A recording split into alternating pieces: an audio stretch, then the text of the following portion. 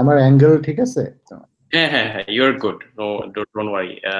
এটা তো আসলে eventually primarily podcast, so it will eventually go as audio. So that is the long term goal আর কি, যে যাতে করে অডিও হিসেবে থাকে আর কি। সো আমার জাস্ট একটা ভিডিও রান হচ্ছে, এটা শেষ হয়ে গেলে আমরা শুরু করব। ওকে।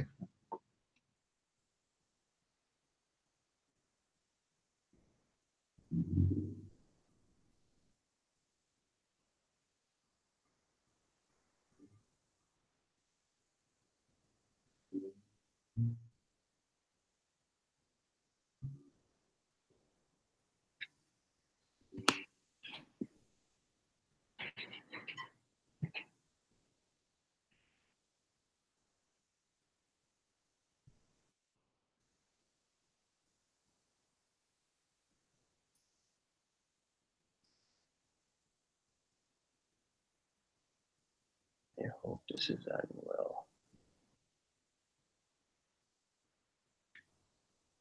Hi everyone, this is Siam for our 4th episode of Making It in America.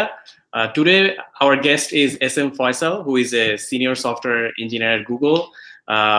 Faisal has a knack for traveling, sketching, and reading books. Basically, Faisal has a very interesting story. We both studied in the same university. That's how I know him. And he finished his PhD from Ohio State. And then after finishing his PhD, he worked in PNNL and in LinkedIn and also in Google for his internship. And then finally he got his job in Google. Without further introduction, let's just welcome Faisal to our show. Hi, Faisal. Hi, Siam. How is your day? Not too bad so far. It's Thursday, so we are almost there. You know how it goes in USA. We always look for the weekend. So yeah, I know. Thanks for joining us in the middle of the week. It's and I know that it's Ramadan, so you're probably also, you said you're fasting. So thanks for joining in the middle. No problem. It's my pleasure. Like tell us a little bit about yourself, like your background. Where did you come from? Like I know that you came from Bangladesh, but like a little bit more detail about your childhood or your background. Sure. So I was born in Khulna, the city in Bangladesh. I hope everyone knows it. So I was born in Khulna, and then I grew up there. My childhood was free from any electric gadgets. It was all outdoors, all sports. That's great. Yeah, I had a colorful childhood, and then in class 7 I went to Cadet College, and I went to Barishal Cadet College, where I met 54 other like kids like me who had no clue what they're doing. But then we spent 6 years there, became the best of friends. Then I got I passed HSC from Cadet College, and then moved to Dhaka. And luckily my result was pretty good, so I got free admission into IUT. So that's what basically like pushed me to go to IUT, and again met another 35 amazing friends there. And so my life pretty much has been on residential institutions. So 6 years in Cadet College, and then 4 years in IUT. IUT is pretty much residential, away from the city. Yeah. So I have had the good fortune of having very good friends throughout my life. And then after passing from IUT, I actually joined as a lecturer. And then I worked for about 2.5 years. And then I started applying, got my admissions into a bunch of universities, but the Ohio State offered me the best deal, to say. And then I came here in 2009, started in 2009, and then it took about 5.5 years, graduated in 2015, and then I joined Google. And then I have been in Google ever since.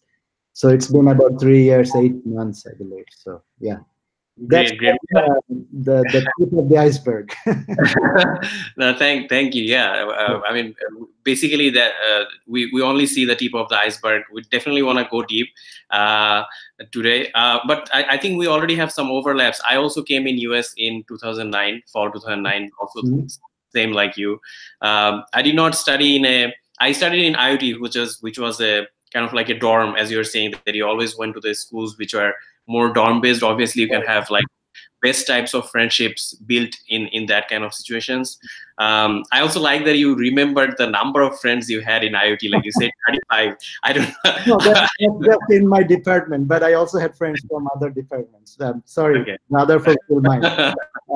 So just those 35 comes into mind the first time, like it's the immediate circle, but I have had other friends from other departments as well. So it's a very tight-knit community in IUT or in Carrot College. So yeah, for sure. So these are lifelong bonds, and I'm really grateful to have those people in my life. Of course. Are you in touch with them? Like, are you in touch with more or less? More it's or difficult, less. I know. Like, but the thing is, I know that even if I meet them 10 years afterwards, the moment we meet feels like we just met yesterday. So that's the beauty of it. Of course. So any friend I talk to, even if I'm talking to him 5 years later, it just feels like yesterday. So. Yeah, that's the beauty of like good friendships. Yeah. You don't have to follow up or maintain. Right. It never grows old. So right. That's great. So what made you decide to come to US? Like, why did you choose to come to US in the first place? Well, I mean, US is definitely one of the best countries in terms of education and quality, right? So, like you think of technological revolution, it all happens in the US. You think of the top 10, 20, 50 universities, majority of them are going to be in the US or Canada.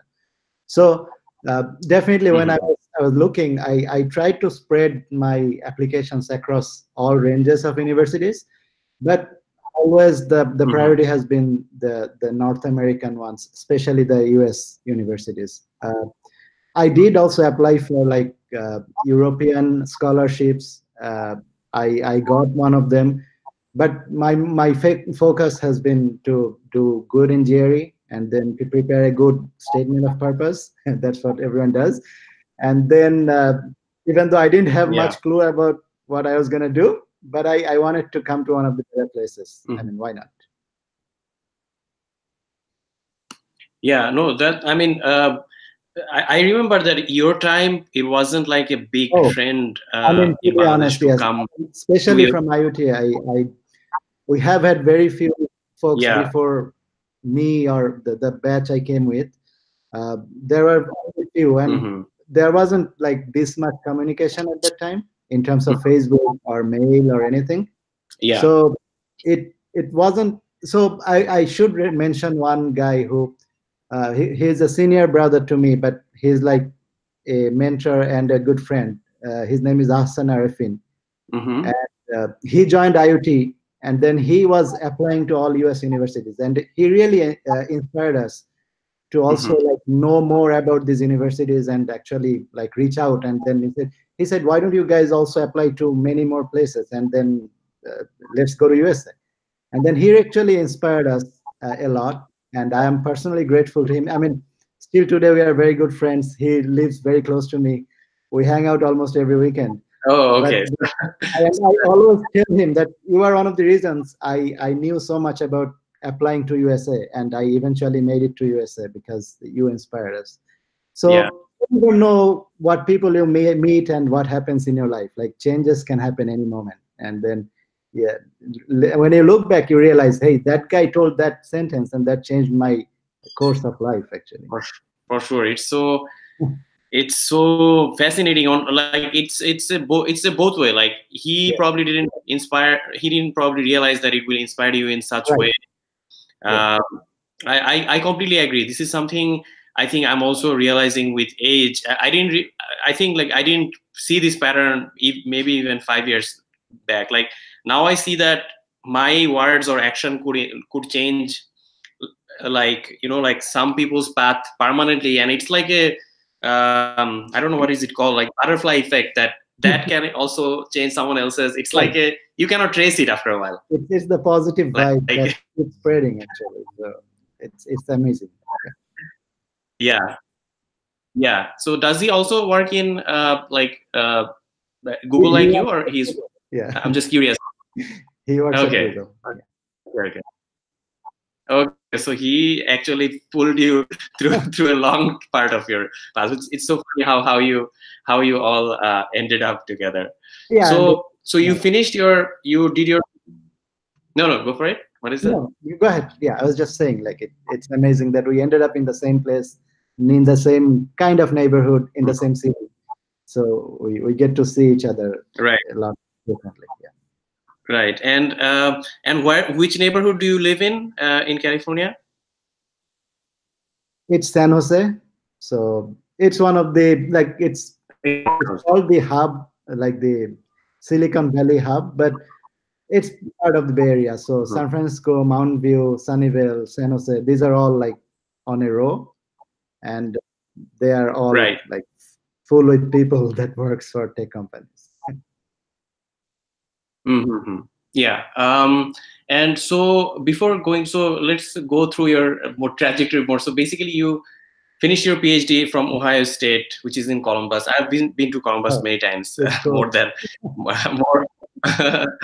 So, like, you finished your PhD straight up. You went for PhD, you finished it. So it was like a 5-year thing, or how long? The average length is 6, so it depends on the timing and everything. So. Okay. Yeah. And you finished your PhD in 2015. Okay. And then, so like was there any, like, what is your after coming to US, what was your biggest struggle, or what was the challenge you're facing in the beginning, like when you entered US? Was there any like big struggles you faced, or any turning point? Tell me about it. I mean, who doesn't, right?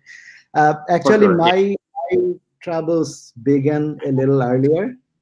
When I was back in Bangladesh, I was applying, and I was it's not even applying, when I was kind of like preparing for, or almost done with my GRE, starting to prepare my package.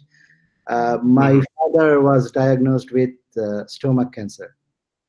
Okay. And no, it's okay. I mean, it is what it is. And it was that man's lifelong dream that I would pursue PhD at a good university. So even though it was very, very tough time, I mean, it's even hard to imagine how tough this can be.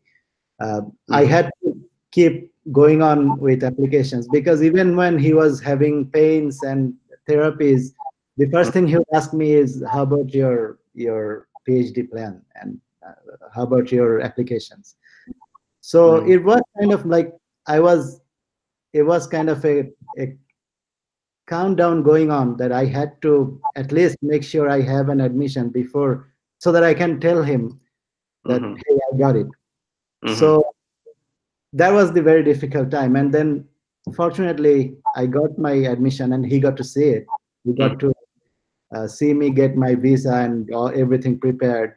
And actually, he came to see me off in the airport in September 2009. And that was the toughest moment, because it was towards the end, and we all knew that we would not see each other again. So I flew on the 8th of September, and he passed away in October 7th. So it was like he was waiting for me to get out and start pursuing his dream.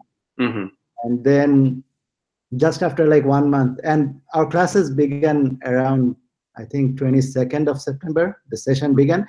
So like 2 weeks in, I'm still like trying to figure out what this country is, what the courses are like. I got the news that my father passed away. And unfortunately, there wasn't a moment I could go back to see him. So it started that way. And I had to, and it was a quarter based. Now Ohio State moved to semester, which Mhm. gives you a little more time, but quarter is rough. I mean, you are literally bombarded with homeworks and projects every week.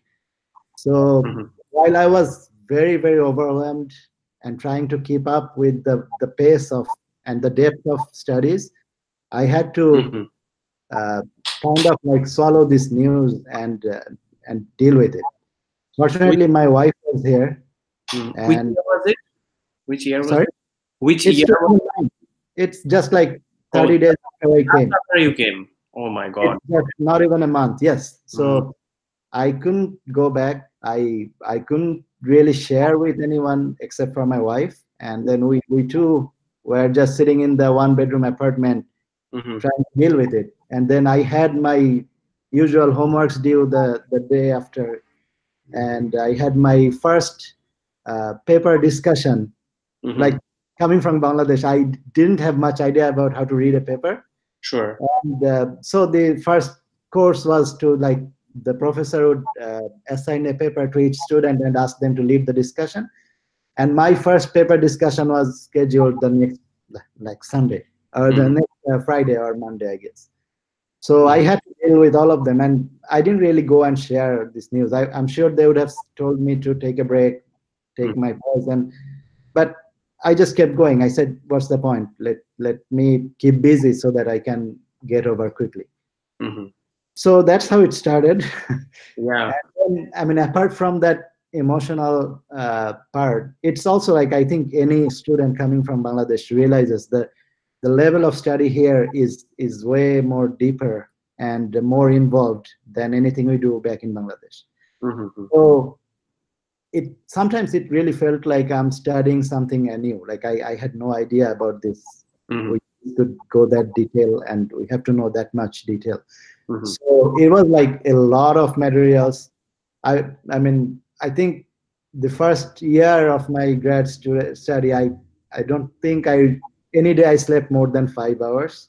That Mhm. was on the weekend, and on the weekdays it was like 4 hours. And my Oh. wife used to joke about this. Like, Faisal, every day you wake up, the first word you say is shoot. We are late. Even on Saturday, I'd just jump off the bed and like, shoot, I need to do work. Yeah. So that was a panic period, uh, and it's. I think I mean everyone would agree. It's more about surviving. Mhm. Forget about your 5 year long dream or your goal, ultimate goal. It's all about surviving, Mhm. because when we come to this country, we kind of bet against everything. Mhm. We all had stable jobs back in country. We have family. We have, and the feeling is like in Bangladesh, even if you're walking through the road, every face feels familiar. Like Mhm. For sure. you will be able to call someone and say, "Hey, I need some help." Yeah. Yeah. Country is totally different, right? I mean, yes, everyone is smiling at you, but no Mhm. one really cares about what you are going through. Yeah. And Mhm. it's a different country, different language, different culture. You just don't feel like pulling someone and say, "Hey, I'm having this trouble." Mhm. So it's a cultural shock. It's a educational shock. It's a total different lifestyle. And then also, like, you come from a Mhm. professional job. You leave your job and you are full time student life. Mhm. So you are like I don't know 18 hours studying. So it Yeah. all takes a while to settle down, and then Mhm. finally you afford to take a breath and say like, okay, what I'm doing and where I'm going. Mhm. So it's a very tough first year, I would say, or at least couple semesters. For Even sure. my professor, after couple semesters, he told me, hey, we didn't have many students from your university before, so we just took you based on your records, your scores, your educational background, but we didn't really have much idea. Now we feel much comfortable about hiring more people from your university. But Mhm. first time we did you, it was kind of unknown territory. So we Mhm. just took you and hope for the best. But I'm glad that now we can hire more from your university. So I felt better Mhm. that okay, I didn't I didn't make a blunder, and Mhm. I didn't put my university in a blacklist or something. So, Mhm. yeah, but anyway, you as a human being, you eventually get used to everything. You grow out of it. You are more able to handle the situation better. Yeah. And then, yeah, I mean, eventually you get used to it, and then things get smoother, I would say. Yeah. No, thanks for sharing. It's definitely like I can obviously relate to the part where like it's difficult just being an international student and going through all the points you said, like the culture shock, and that takes a while, at least like 6 months to 1 year. It takes almost like a whole lifetime to become fully used to it, but definitely the first couple months are the hardest. But you had this like your dad's story is just like I don't even know that how you actually functioned in that like situation. Must be like really hard, like very like 2009 probably has been like one of the biggest like years in your whole life. Like it's Oh yeah, and also there was this. This was right after the crisis, right? So there was always this rumors or suspicion that anytime your program can get cancelled, right? No more funds, go home. And I think most international students who come here with the, I mean, rely only on the scholarship. It's more like a month-to-month living, right? I mean, you can barely survive a couple months without being funded. I mean, that's how it goes. So everything adds to the dynamic, and I think, I mean, looking back, it always feels like, yeah, I survived that, so I can handle more. But going through that is not easy, and you need to like have the patience, the strength, and someone you can rely on. I mean, I had my wife. That's probably the best friend I had, and that was the best thing I had in my lonely life here, because we could share the struggles, and it just gets, sometimes it gets to the point where you think like, oh, why did I do this? Then again you come back and say, okay, let's continue, because in most cases that's the only option you have. You have to go on. It's not an option to like leave and just pack your bag and go back home. No.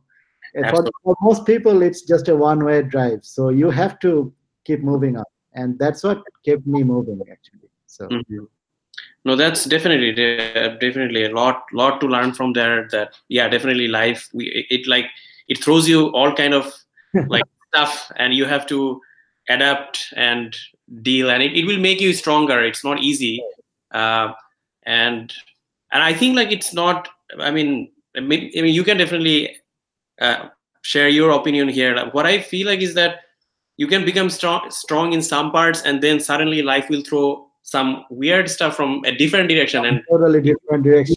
It'll punch you just yeah, and it'll be like, where are all these experiences? Like I'm new.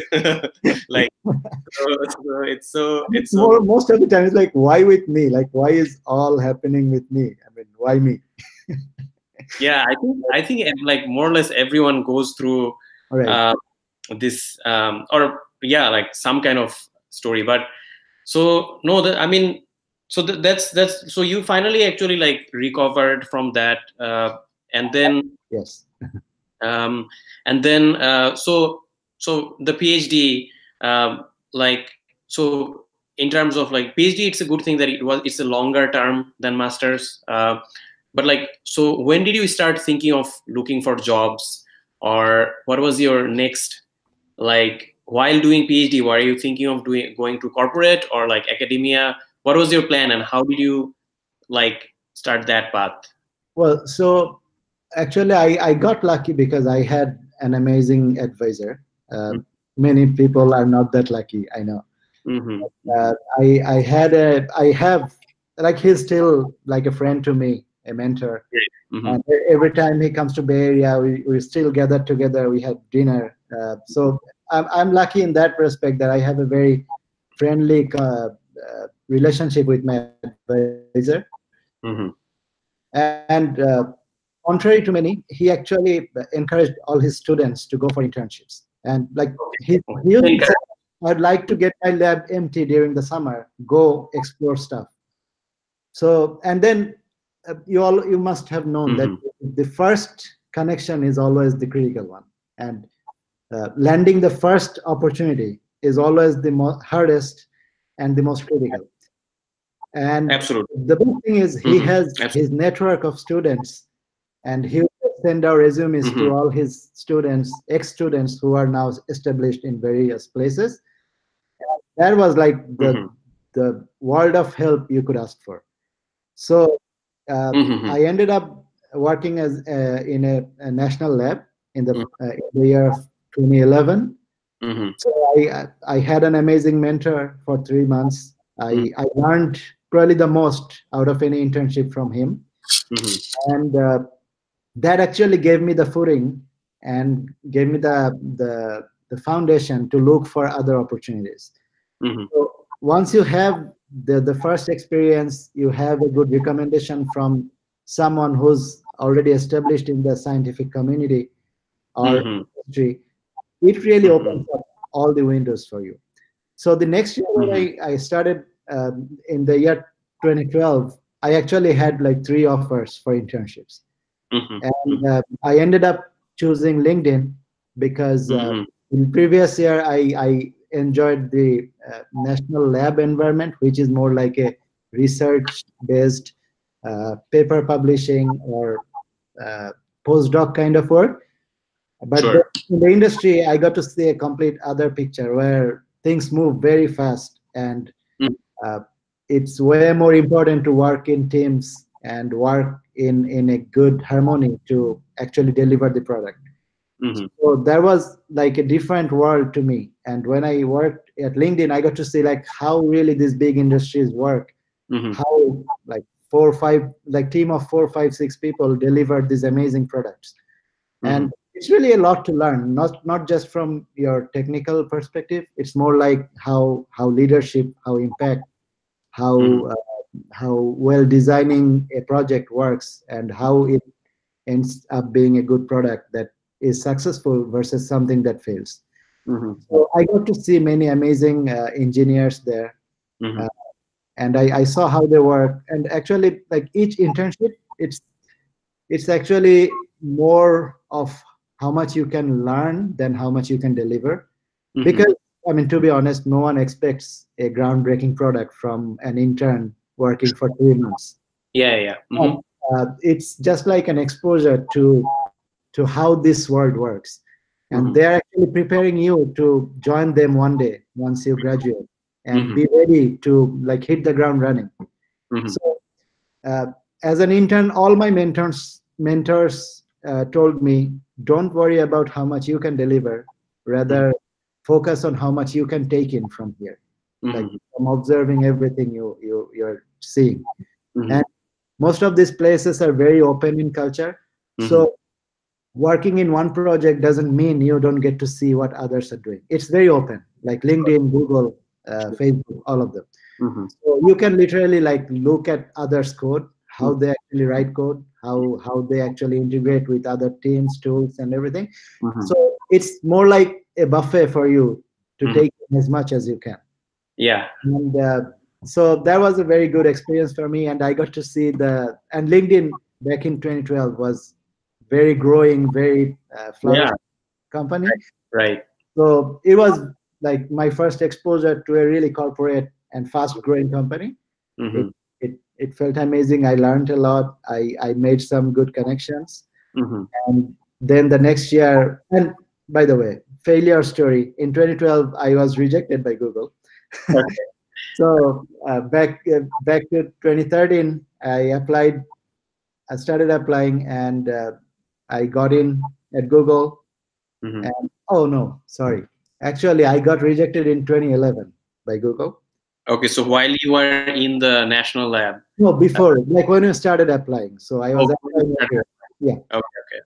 And then 2012, I made it through the interviews, but it was a bit late, and I didn't have a team match. So they had to cancel. I mean, I got LinkedIn anyway. So you tried it even in 2012, like you tried again in 2012. Yeah, I mean, I'll tell this, it's like one of the morals. Failure is, of course, part of everything you do. It has to be. I mean, otherwise you cannot really move on. So anyway, 2012, I didn't fail. I actually made it through, but I think it was March or April already, and then Mhm. there was very little room for team matching. So I didn't end up being with the team, and Mhm. so we had to cancel that. Back Mhm. in 2013, again, I took the interviews, made it through early enough, and Mhm. I had a team match, and then I actually got to go into Google. Mhm. It's always been a dream to work for Google. I mean, honestly, back in 2009, if anyone told me you will be going to Google in 2013, I Mhm. just laughed off, like, no way. But Mhm. eventually, I made it to Google, and it was amazing. It's like a dream come true, to be honest. Mhm. And I also loved my work there. They were happy. So at Google, if you go 1 year and then if your mentor recommends you to come back next year, you don't need to take the interviews. So back in 2014, it was just like they said, "Hey, we'd like to have you back. Do you want to come back?" I said yes. Okay. And I tried another team in Los Angeles, Mhm. and there I had another amazing experience. And by that time, I was like fifth year PhD student, so I could contribute a lot more. Like my Mhm. team was impressed. I Mhm. made very good connections, and uh, then back in 15, it was the usual choice because I already knew what Google or how Google operates, and I loved their culture, and Mhm. there was nothing that was saying me don't go there. Mhm. And it was also like they make it very easy for interns to go back with full-time offers. Mhm. The hiring process is much simpler for interns because they already have senior code, they already have seen you, they already have senior contributions. Yeah. So it makes much simpler to make the hiring decision based on couple interviews. So everything Mhm. went well. I accepted the offer, and that's where I ended up. Okay. Still loving No, it, not bored. no, thanks for giving a. You have some interesting points here. One is that definitely you are.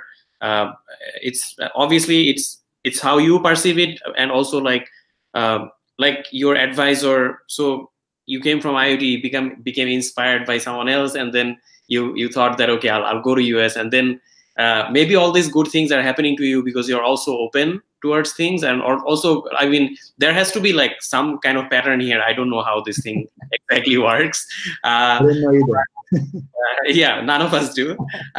But you're definitely, that is a great thing that your advisor has a like a network of people who kind of like, it's a self-fulfilling, like now he can refer new students Yeah, of him to you in Google, which is yes. like a it, It's it will just every year. Like by summer, he would send us all an email. Hey, if you guys are looking for interns, I have this good candidate.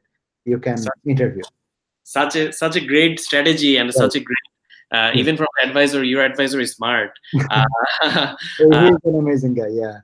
um, and then basically when you went to the national lab, you're just it was, so what was the thing, I'm trying to understand, like what was the thing you learned from the national lab, Mhm. and what was the thing you learned from the LinkedIn internship? Obviously there, like one is research, another one is Mhm. um, like corporate, but is there any individual like summarized wisdom in both of these Uh, things which helped yes, you? of course. I think, I mean, one of the very critical thing or skill one needs to have in the industry or in professional life is to work in a team. So even though you are doing PhD, you are pretty much on your own. You Mhm. write your own code, Yeah. you execute your experiments, you write your own paper, and Yeah. that's it. Hmm. Uh, in the industry, it's very different. Like no one stays there for forever. Hmm. So you need to write code that someone will be able to read 5 years later. Hmm. Then you might not be around.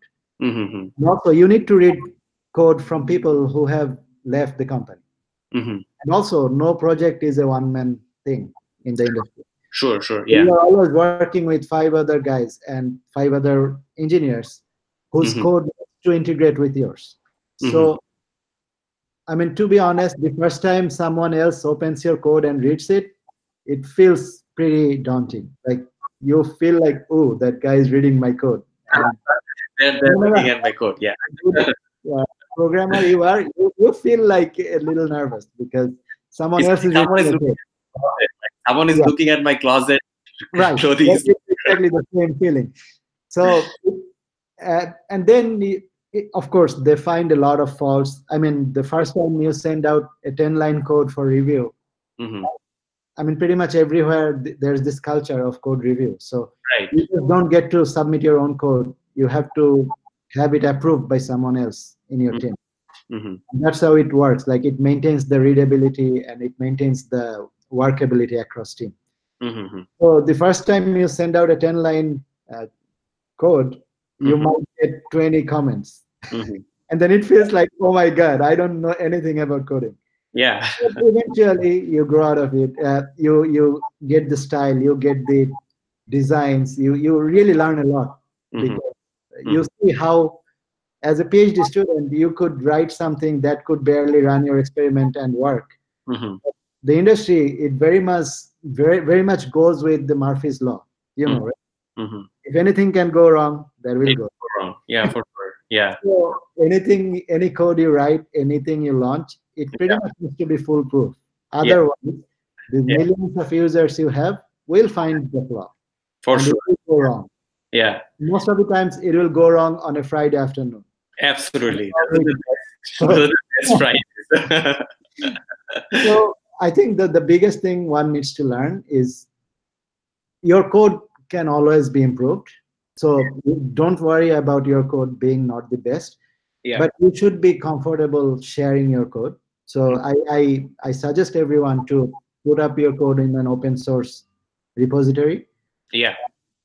Like trust me, even Jeff Dean talks about improving his code.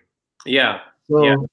there is like no end to perfection, and your code will never be perfect, but you should be comfortable and confident. I mean, the more you share, actually, the confident you grow.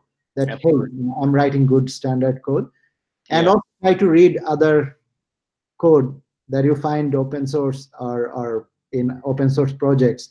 That actually teaches you how to write good stable code. I mean, I'm just talking about programming because I'm computer science, but it course. applies to any other field. Just look up to other people what they're doing and how you could improve, how you could incorporate that. I mean, Yeah. I remember in PNNL, there was one day when my mentor and I sat down in the afternoon, and for like next 1 hour, he just wrote a class and then added Flash to it. Mm-hmm. It was just a blank editor, and then he added like 100 lines of code. Mm-hmm. I was literally mesmerized, like how this guy is writing line by line and first setting up the skeleton interface and then adding details, and how matured is that? I Yeah. wish I could do that day. Yeah. Yeah. And that actually taught me like, hey, there are different ways of doing things and there are always better ways. Of course. Never settle for what you have. Rather keep your mind open and always feel like, yeah, I can learn more. Mm-hmm. I can incorporate this in my code or in my work. Mm-hmm. That way you get to actually like self-improvement is very critical. Yeah. And you have to be on top of the flow all the time. Otherwise you'll be obsolete. So that like teamwork, the open mind to learn from others, the open mind to hear criticism, like constructive criticism. Because I mean, the first time you get your reviews back on your paper, it feels like someone is just stabbing you, man. Sure. Yeah. Those are rough, but it also prepares you to sustain and actually take the positives out of those, and to actually keep improving your skills. That's what I learned both from the national lab and the industry. Like, you should be able to work with a group of people. Like, Great. Sole contributor here.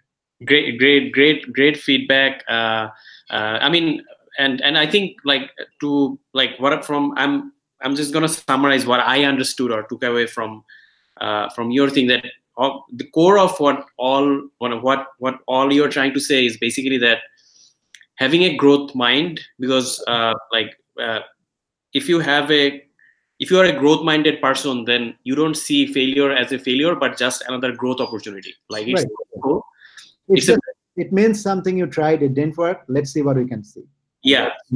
Yeah. Let's see what we can do. And like, I think I like that you said that, okay, so fail. So summary is that definitely like failure is the way to go, and then fail in a team, or like fail publicly. Like the more publicly or in a team you can fail, the better you learn, because you have more people to give you feedback. And no, that's great. And also one thing you mentioned is that the employers, whenever they're looking for people to get, like especially in software, they want to see like live work you have done, like GitHub works, or I mean, you can just say things, but it won't have that much value if you cannot show that, okay, I have pushed like this 1,000 lines of code, or you have to show some of your work publicly. Yes. We recently started like a summer boot camp where I'm working as a mentor, where we train students for like software development, and we also are focusing primarily on the students that like building their portfolio. Like you can have like read through like 20 Udemy courses of making like web development courses, but that won't help you unless you have an online presence. You have to get your hands dirty, and you have to work. You have to, like, really, your code speaks 1,000 words, to be honest. So you can write a 5-page resume, but I would rather have you look at your code and see actually what you can do, rather than reading your test results. Yeah. Right? And I think here it's probably relevant. I mean, I don't know if it's a widespread thing back in our country. It's a fear of failure. It's a kind of a shame to say I don't know or I can't. And this is one of the things I wish I had started doing earlier. Me too. Even in the classroom, our students are ashamed to say, "Hey, I didn't understand. Repeat." And you actually like swallow hundreds of vague ideas you didn't understand, but you just try to go with the class without really asking the question, and then at the end you end up having a vague idea about the concept. But I had to learn in the hard way. But I would suggest anyone listening to this, or any future generation, there is no shame in saying I don't know, or I don't know how to do, but if you tell me, I'll try. That's the way to go. Like, hey, I don't know, but yes, I want to learn.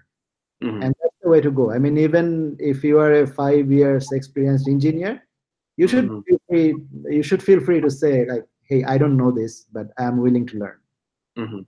And that really opens up a lot.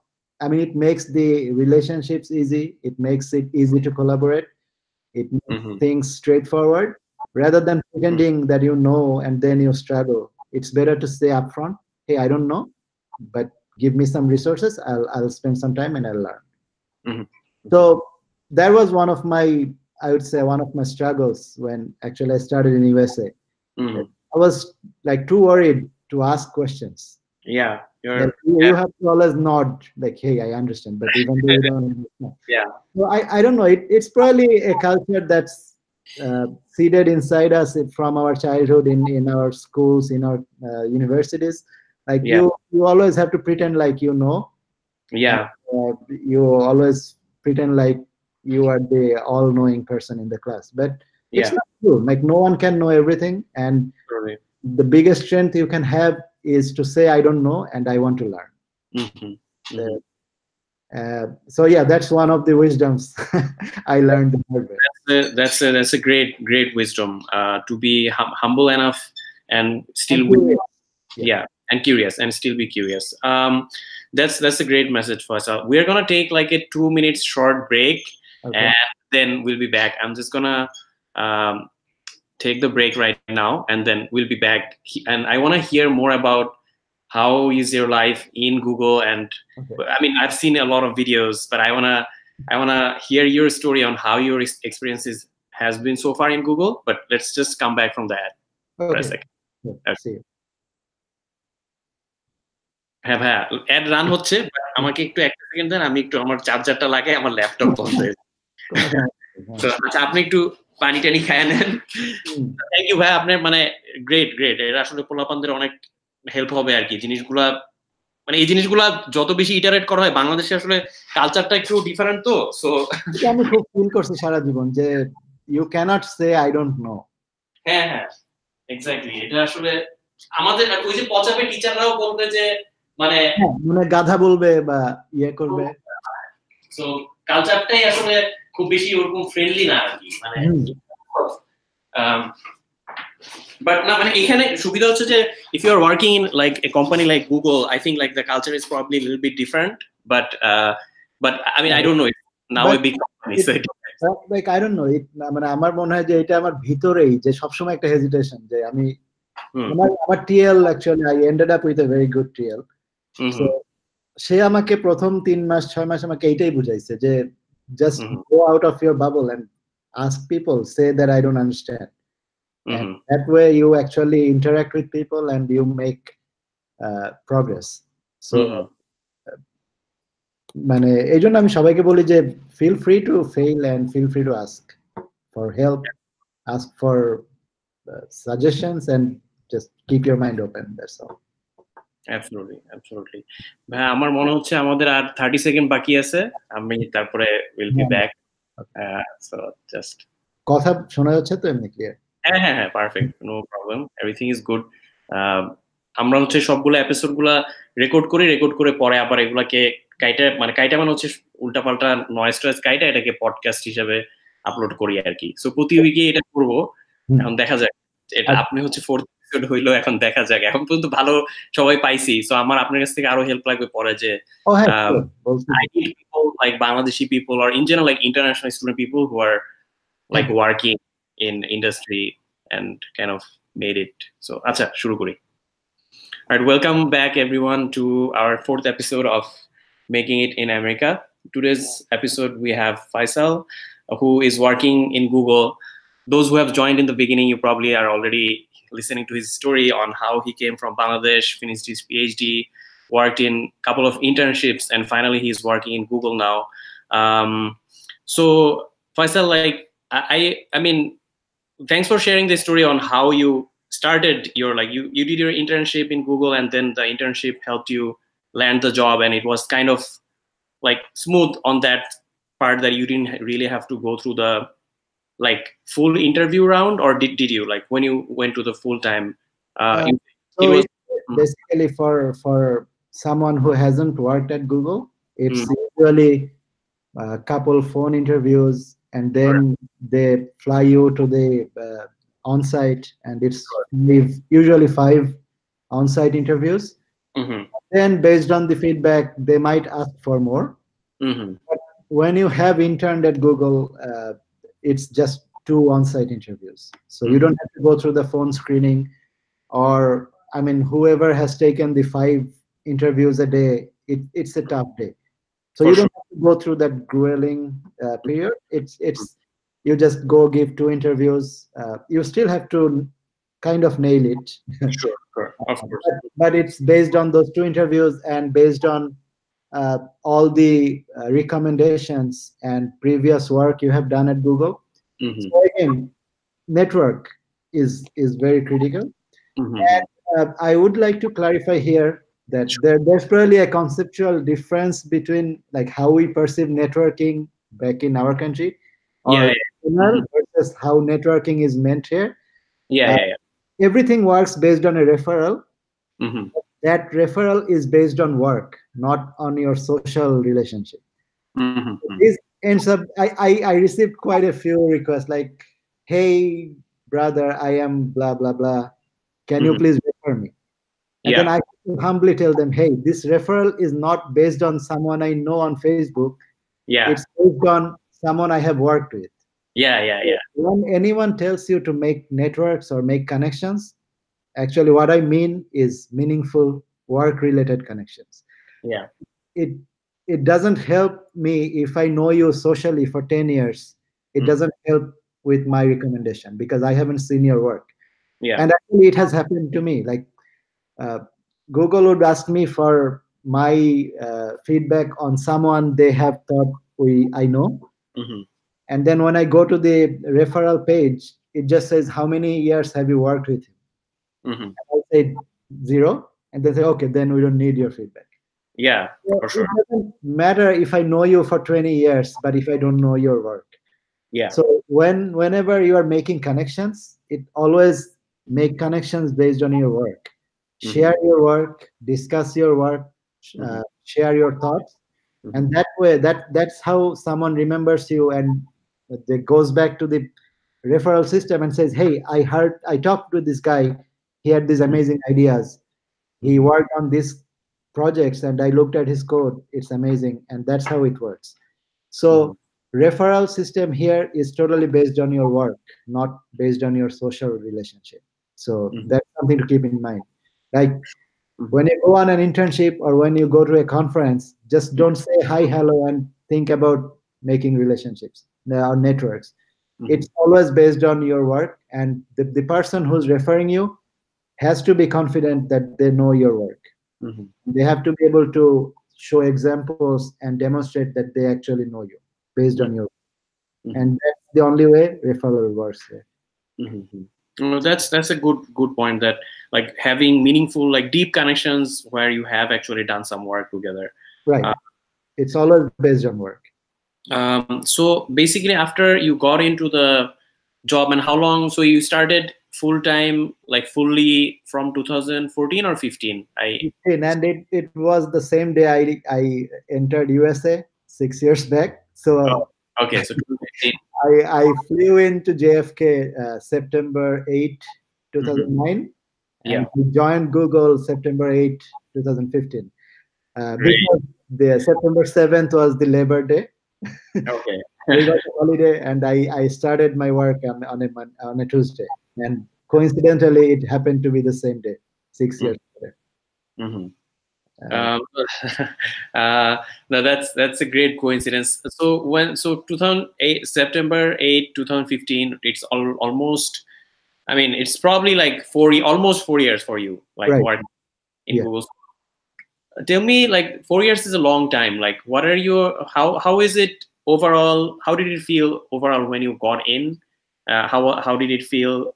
How did you fit in? Obviously, you did some internships, but getting full time is a different kind of feeling, and like you're part of that team now. So, like tell us a little bit about your work, whatever you can share. Obviously, there could be NDAs, and and then like how does it feel? How did it feel in the beginning, and how does it feel right now to work in Google?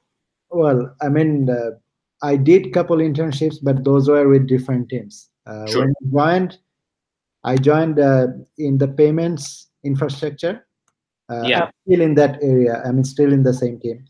Mhm. So it was a payments backend team, and actually, the way it works is pretty similar to how internships are landed. You go through your interview, and then your resume is put in a pool of candidates, Mhm. and then Mhm. teams who are hiring, they look up the resumes and then pick some that are suitable. It's Mhm. the same process for internship as well. So just Mhm. making it through the interview doesn't guarantee you an Mhm. offer. It just puts you in a eligible candidate list, and then some team Mhm. has to be interested in you. So the Mhm. same happened. My resume was in the pool, and then I talked with 4 or 5 different teams. Uh, Mhm. they all where just the manager was calling me and telling me what they were doing, what their plan is with me. And then it has Mhm. to be a mutual agreement. Like Google really makes sure that you are joining a team that you feel enthusiastic about, and you know about what you're gonna be into. So I talked to 4 or 5 teams, and then this one team I joined, that they were launching a new product. I mean, launching a new system, and it sounded exciting. It sounded like an opportunity where you can actually build something rather than working on something already existing. Mhm. So there is also a funny story. My manager called me from his vacation, and Okay. he called me from a restaurant. Yeah. And then he called me and he explained the project and said, "Hey, we'd like to have you. And Mhm. we looked at your code, and we think it's a good match." Mhm. Then I said, "Hey, you are working in Java, and all my life I have worked in C++.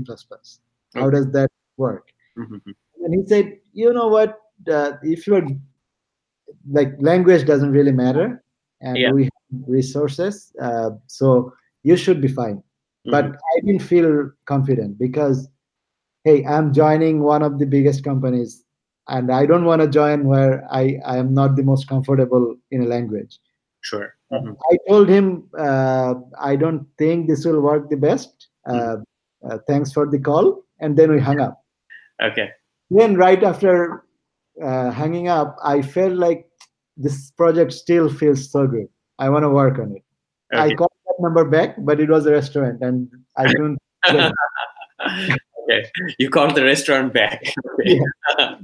Yeah. And then I reached out to my recruiting coordinator, and I told her, hey, I just told him no, but can you please reach out to him and tell him I want to talk again?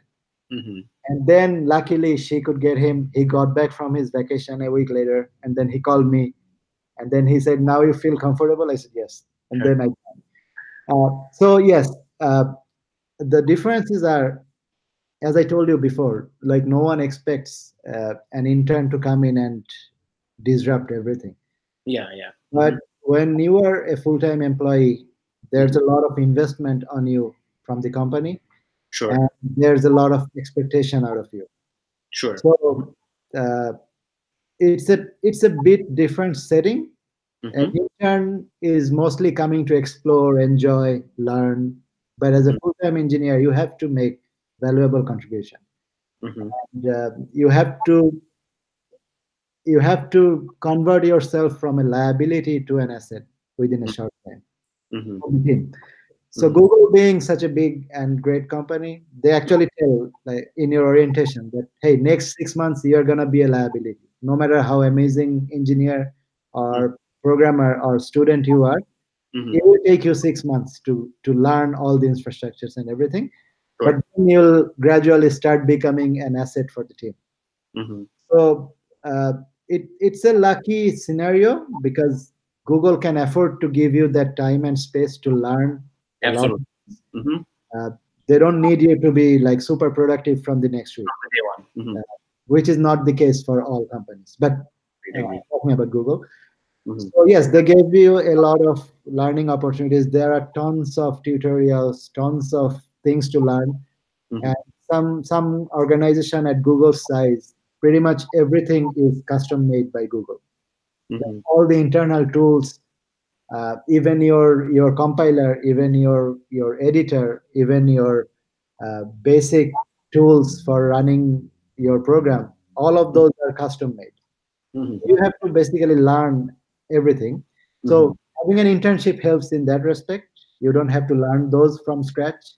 You have already learned them. But as I joined the payments system, it's really complicated. I mean, when you are dealing with money, things get really, really, really complicated. And it's just so much to learn. I mean, this term at Google, it's called Noogler, which is kind of an acronym for new Googlers. Okay. Okay.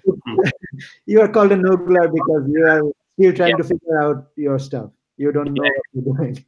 So in general, like, you are a Noogler for 3 months, 6 months, but in payments world, even after 1 year, you are still considered a Noogler because there's so much to learn. So it was overwhelming, to say the least, because you always have the pressure that, hey, I am a full-time engineer now. And then you see your colleagues who have been there for a year or two, you see them, how productive, how knowledgeable they are. Yeah. And you always feel like, hey, I'm as productive as they are. So I need to speed up. I need to learn a lot. So you go through that phase, and I think it's true for any place you join. You always have that, like, nervousness, that feeling of like, I should do more. I need to do more. I need to prove myself. I need to learn as much as I can. So yes, you go through a very, very kind of steep learning curve. Eventually, again, things start to fall into shape, and then you get more comfortable. You start stretching your muscle, start interacting more people. And then again, as I told before, Mhm. it helps to be upfront and ask questions Mhm. and not hesitate to ask people about anything you don't know. The more you spend your time, the more you are wasting your time, actually. Mhm. Like Mhm. the more you wait, the more you waste your time. So Yeah. it's best to just go, hey, I don't understand this. Can you help me? And one of the best things about, I mean, I have just worked at Google and I can speak for Google. One of the best things is most people you see around you are amazing engineers Mhm. and nice people. Mhm. So you can talk to anyone and Mhm. learn something. Mhm. Someone is expert in something that you Of- are not. Yeah. And Yeah. you can pretty much blindly pick anyone around you and Mhm. just ask him anything, and you'll find he has something to offer. Mhm. So you work with these amazing coworkers. You can walk up to anyone, and Google has a uh, transparent and flat uh, Mhm. structure. So you can actually walk up to a VP or a distinguished engineer, Yeah. just ask him about anything you have. Mhm.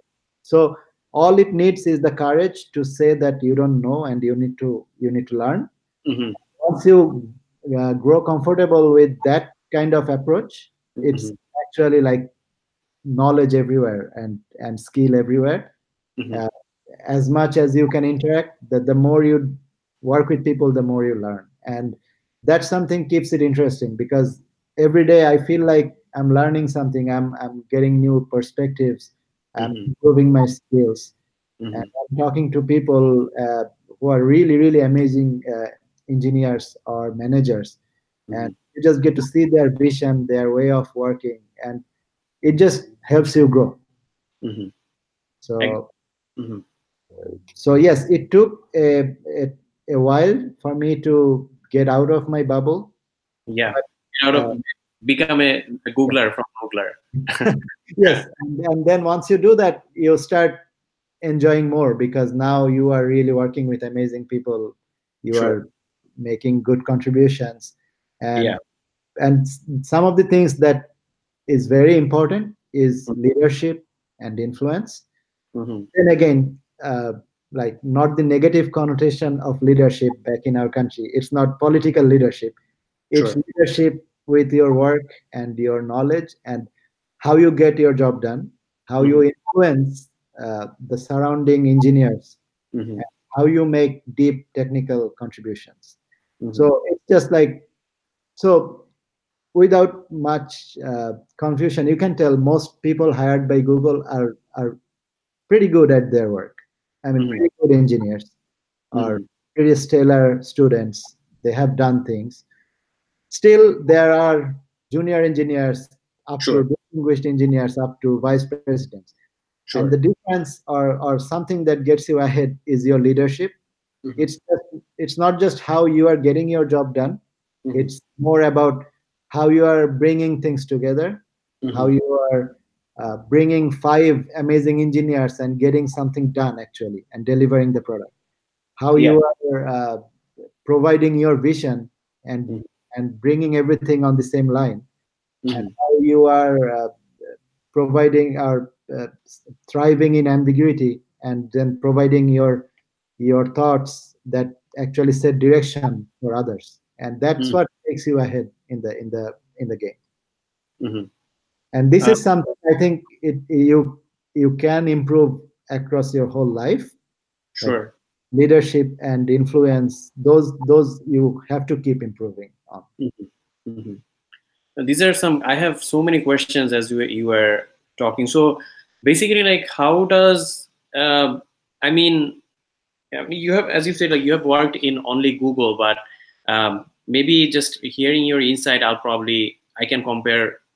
Like Mhm. I work in a retirement. It's a large investment management company, but Right. it's an old school company Mhm.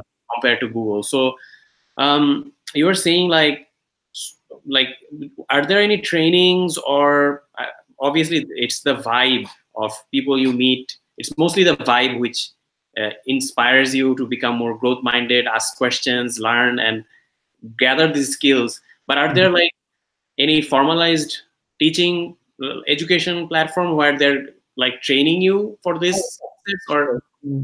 The first 2 weeks you have orientations for Mhm.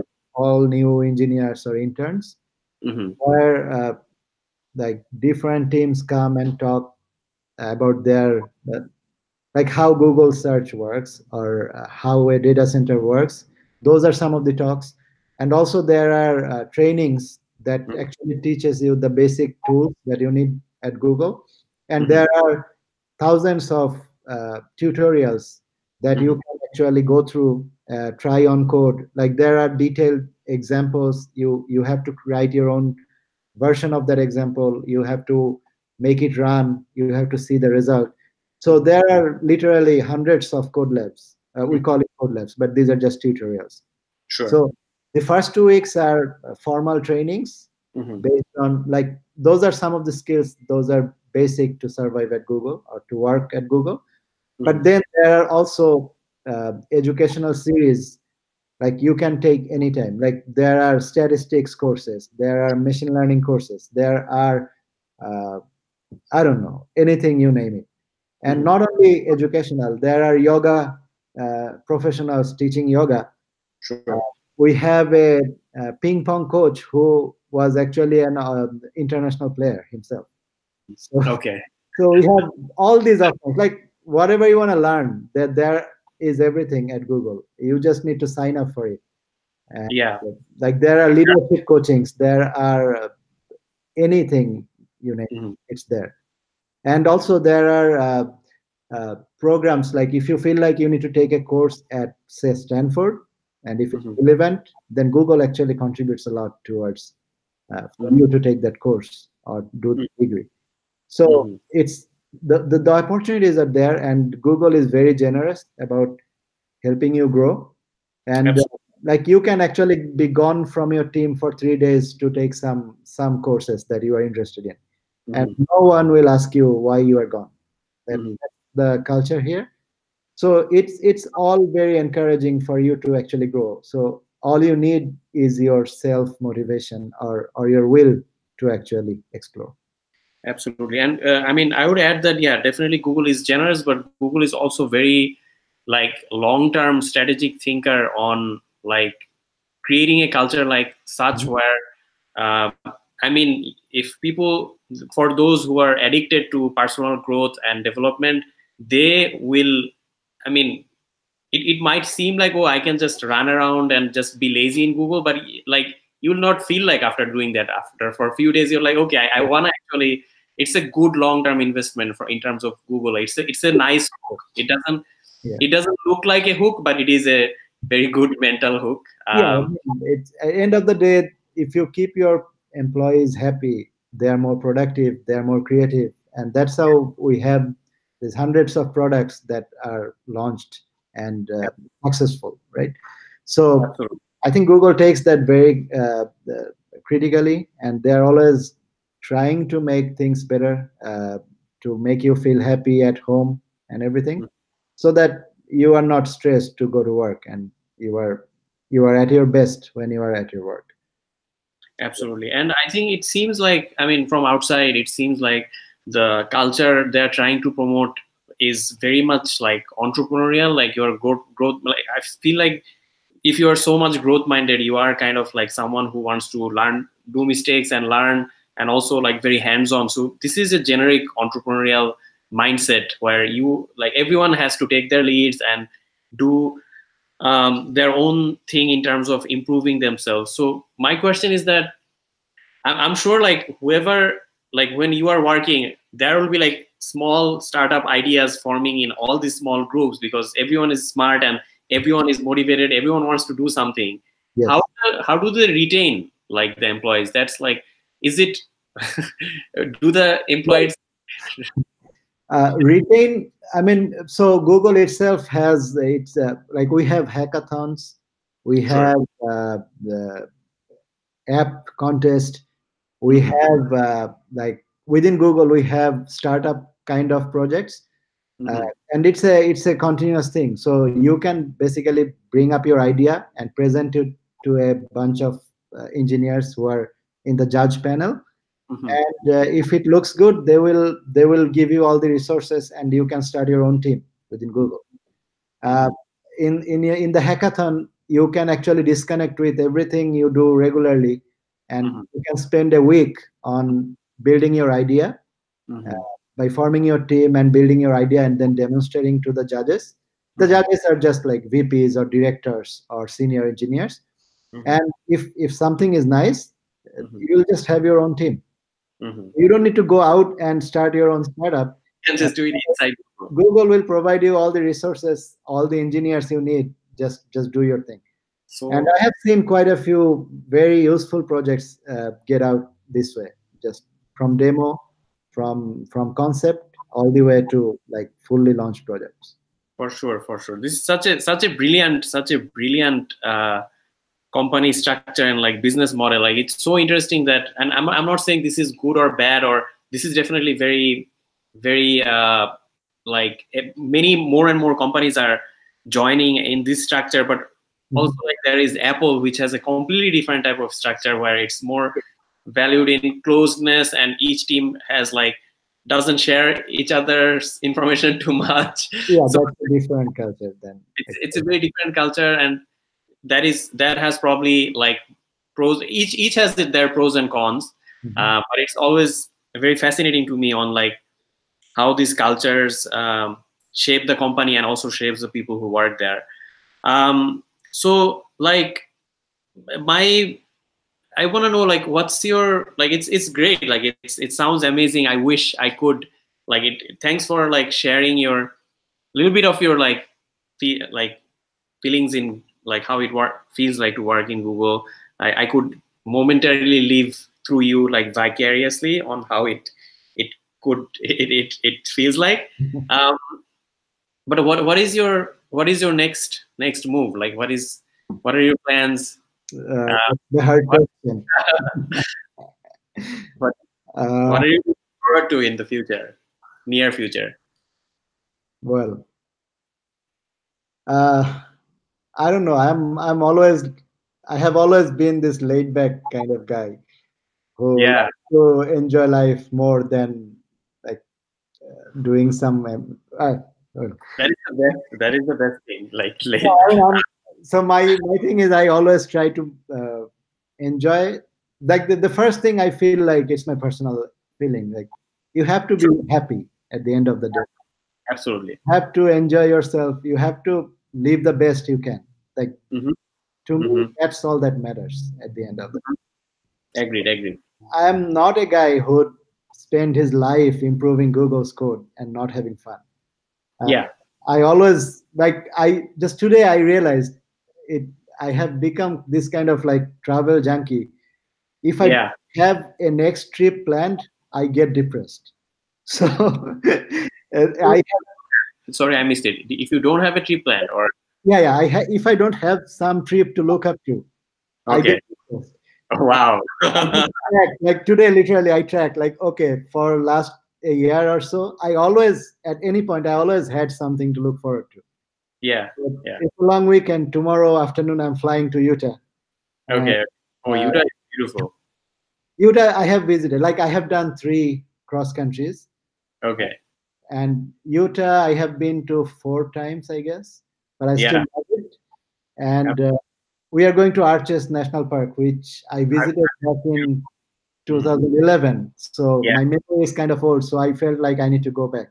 Sure. 3 days I'll be spending there. Anyway, back to the point. I always try to enjoy as much as I can. And actually, like 3.5 years, I'm just starting to feel like stable, more comfortable probably than I should be. So there are actually the first couple years I was like, it's a lot of things in terms of immigration and everything. Sure. It's a lot to process actually. So during first couple years, there's not much room for changing things or shaking things up. You just quietly hope for your H-1B goes through. Absolutely. Your green card goes through. And that all ended recently, and so now I'm in a more stable position. But So there are two ways. One is for me to like stretch my arms within the same team, same area, Yeah. and just like take up more responsibility, more leadership, and more Mhm. projects, Mhm. or try something new. I Mhm. haven't decided anything yet. Yeah. The good thing about like in payments is it's really important. Like I guess it's public Mhm. information how billions of dollars Google makes in revenue every year. Sure. Mhm. All of that needs to go through payments. Yeah. So it's truly, truly amazing how important this area is.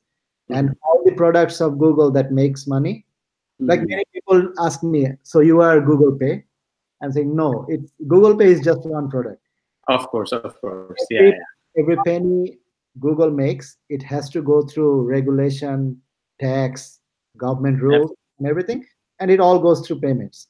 Mhm. So payments integrates with all the products that Google ship to. Mhm. So Mhm. it's really a central piece. And Mhm. if we make a mistake, the stakes are really high. So Mhm. that's why I enjoy my work. It's crazy, it's chaotic, but it's also impactful. Like if I mess up something, it will be a bit, I'm not telling how many digits, Yeah. but it will be a big loss. Sure. Sure. And the other beautiful thing about Google is no matter how big a mistake you make, Mhm. like even if you make a loss of few $1 million, Mhm. there will be a post-mortem of the effect of the event. Mhm. But it's Google's motto: all our postmortems are blameless. Mhm. So they are never looking for someone to blame. Mhm. Um, if you ever get to see one of the postmortems, it's all about how could we avoid it, what Mhm. did we learn from it, Mhm. and what are we going to do to prevent this in future. That's Mhm. all. There is no notion of hey, he did this and he submitted his code and she Mhm. pushed this to production and then thing broke and Mhm. this team costed us couple millions. No, it's no notion like that.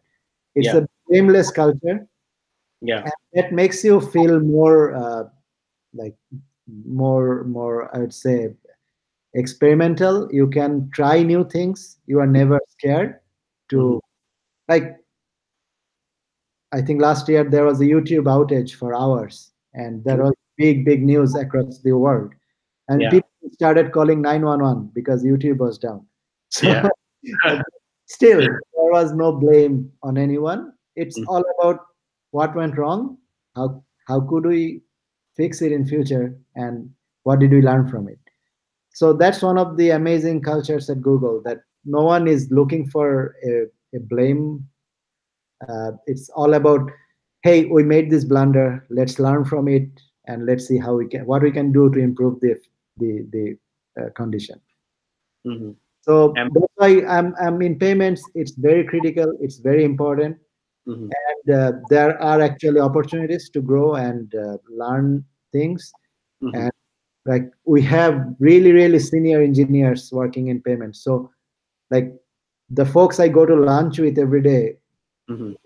like unthinkable in terms of their position in the company. Like Mhm. I go to lunch every day with a principal engineer, which is like all across Google, there are about 250 principal engineers. And I Mhm. go to lunch every day with that guy.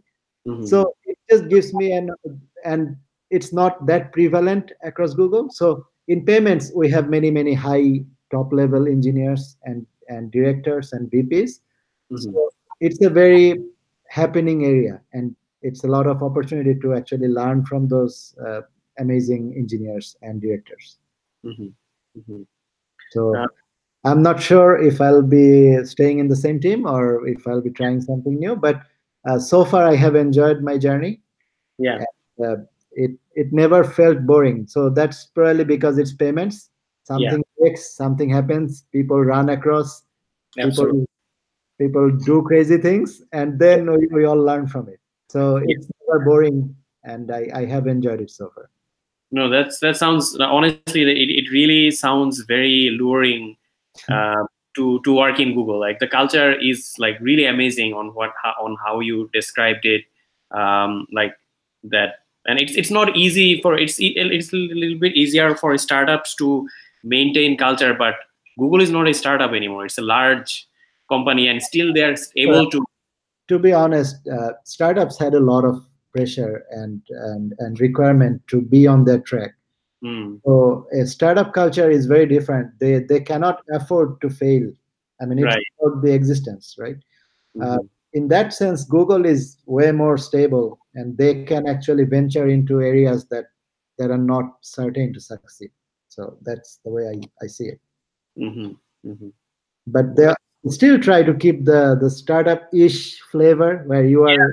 They are trying to. Their culture is kind of like trying to have the best of the both worlds, because each. So it's not a conventional company. That's one of our core. Absolutely. No, that's great, Faisal. Thanks for sharing all these details. Sure. Do you have anything for the audience? Like I personally learned a lot from you in just 1 hour of hearing your story. But it helped. But do you have anything you wanted to add, or for the students, or like if there was anything you could go back and change from your past? I'm trying to rephrase the question in as many ways as possible. I see what you're doing. Younger version, do you have anything to tell to the younger version of you, who is probably watching this video right now? Like, sure. Do you have? But before I go there, I think you wanted to know my team's work. But I promised that. Yeah. As much as you yeah. So my core team, like payments, is big. It's a big org. But my core team's work is basically when you sign up with Google to show your advertisements, you actually start paying Google, right? And we have a policy to pay Google in advance. Like you may set up your account like, hey, I will pay you $50 and then you serve me for that amount. Or you can set up an account where, hey, bill me every month and I'll pay you afterwards. So there are these different types of payments. So end of the day, you sign up with Google with your payment method and with your profile and everything. And you promise us to pay as we serve you. And that's how Google makes money. For example, AdWords, right? Now, my team's work is to make sure your payment account is healthy as we are serving you. So, for example, your credit card expired, and we can no longer charge you. Right. And you forgot to update it. So at that time, we tell AdWords to stop showing your ads because we cannot get money from you. Right? That's one of the number one job for our team. So anytime we are not doing our job correctly, we are serving people for free, and Google is losing revenue. And the vice versa is also true. So you were on a vacation, your credit card went bad, you didn't notice, you come back and you fix it. So you update your expiry date to a future time, and it's all good. Then our team is responsible to tell ads. Hello.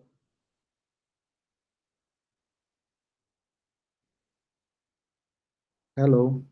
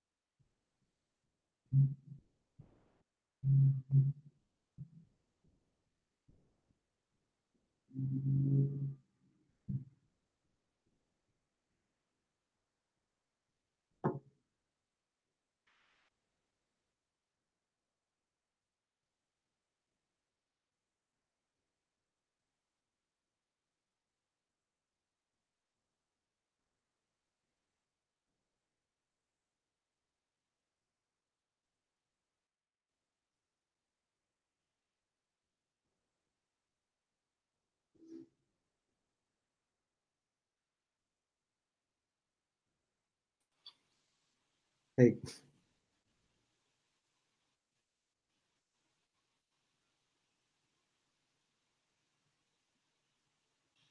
Hello. Hello. Hey. Yeah. Sorry, I think we just dropped off. Can you hear me now? Yeah, yeah. Yeah. Okay. Okay. All right. So let's continue. You're talking about.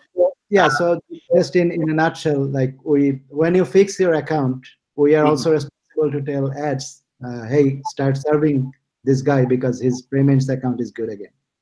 So it's just like making sure all the accounts we are serving, they're legit, and also preventing any fraud or any bad account to get service from Google.